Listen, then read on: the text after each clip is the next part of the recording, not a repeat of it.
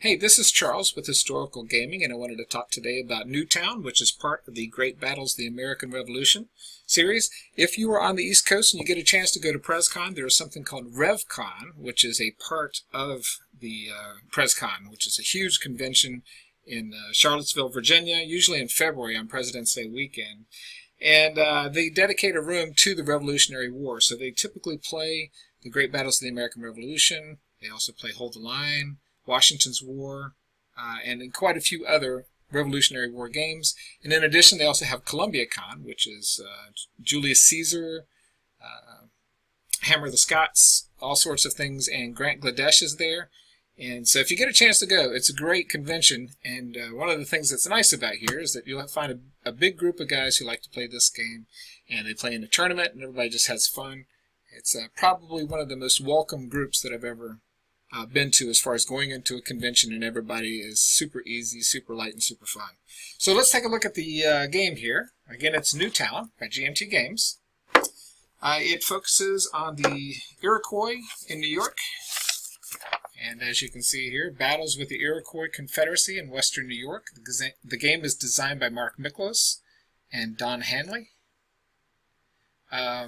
Player aid is built into the back, and it looks very similar to the other games in the series, except that there is an Indian player turn built into the game. So you determine initiative, the American player turn, Indian player turn, standard movement, activation, rally phase, defensive artillery fire, rifle fire is simultaneous, close combat, final movement, and end phase. This is very much like the other games in the series, except for the Indians are now included. But the one thing that they did add, which was nice, is the tactics cards.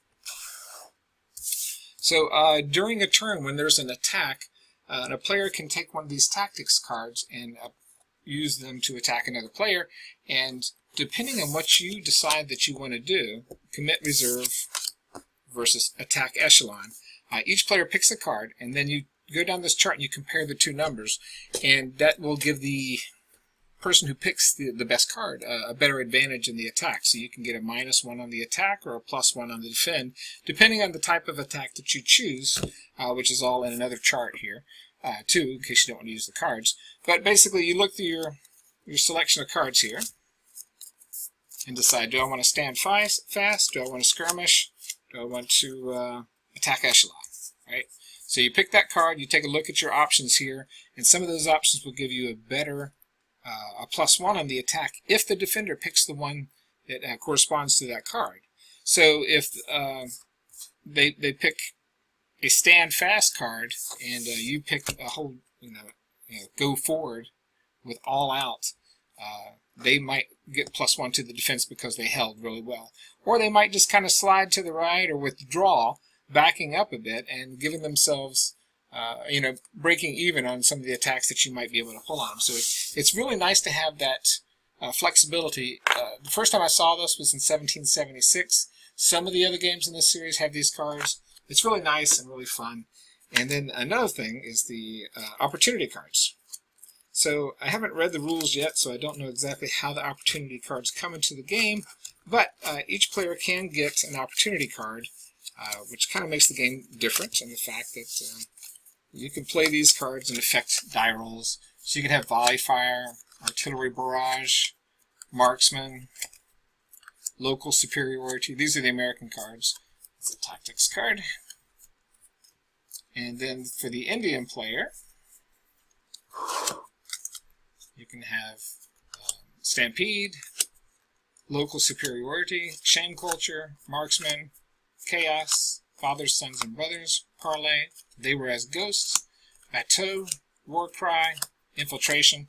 So lots of fun things can happen in the game to change it up and make it different each time that you play, which is really nice. The last thing we're going to take a look at is the units in the map. So the units are very specific as to the type of unit. You can see the type of uniform that player would play. You can see an R for a rifle type unit. There's leaders that are specific to this battle in the game. You've got your markers here. You've got friendly fire.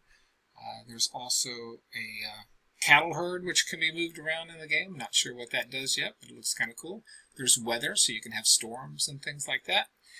Disruption markers destroyed, momentum chits, activation chits. So it's very, very cool, specifically for this battle. And you get a really nice historical map that's really cool to look at. So it's got the sequence of play built into it, the game turn track, the ambush table, and a lot of nice things that you don't have to go to the player aid each time.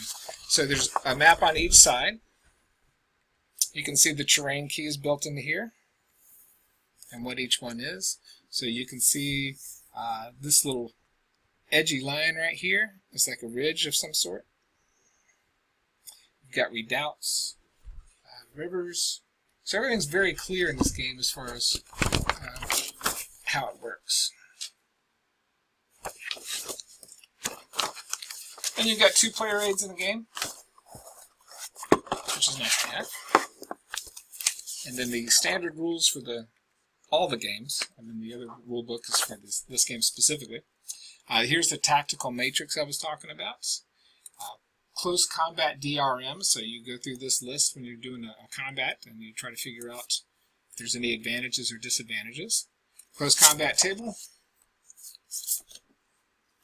And there are 2 different cards here, so one for Ascani and one for Newtown. So it looks like a great game. A friend of mine's played it, absolutely loves it.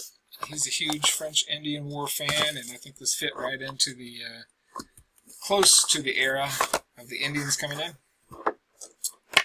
So hope you get a chance to take a look at the game, and take care.